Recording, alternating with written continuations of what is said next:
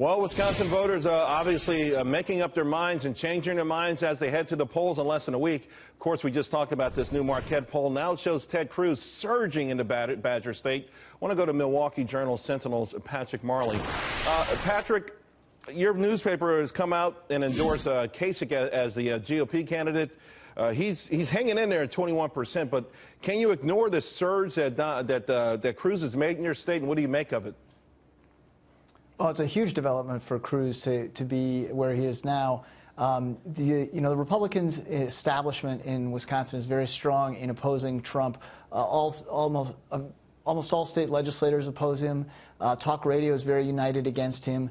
And so they put up this big front. They all seem to be getting behind Cruz. That's a huge development for him. What made your paper go with Kasich over the other two?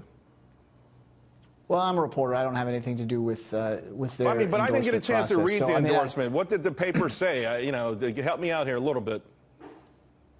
Well, I mean, what they're saying is I think that he's a common sense kind of conservative who can govern. They like his record. He's been in Congress. He's been an Ohio governor. A lot of parallels with Governor Walker here in terms of his early labor fight.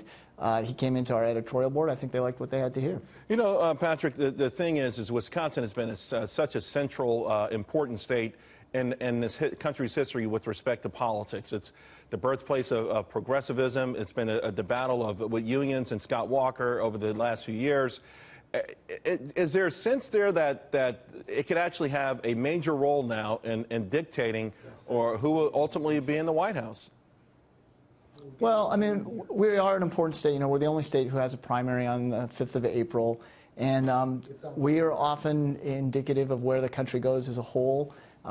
So, I think there's going to be a lot of attention on Iowa. We're not quite as much of a swing state as Florida or Ohio, but we can be a key state. And if this poll holds and Cruz is to win Wisconsin, I think that's a big development for him in the remainder of the primary. What if Sanders wins? Catch up to Trump. Yeah, Jeff Locke said that Hillary Clinton had a 53-point lead over him in October. If he wins the state, he just won three zip in the last round. His case, his argument for being the Democratic nominee is bolstered big time, no? Yeah, I mean, Wisconsin's a lot like Michigan. It's a neighboring state. We've got similar demographics. Sanders was able to win there. He definitely could win Wisconsin. He's ahead in this poll. It's very close.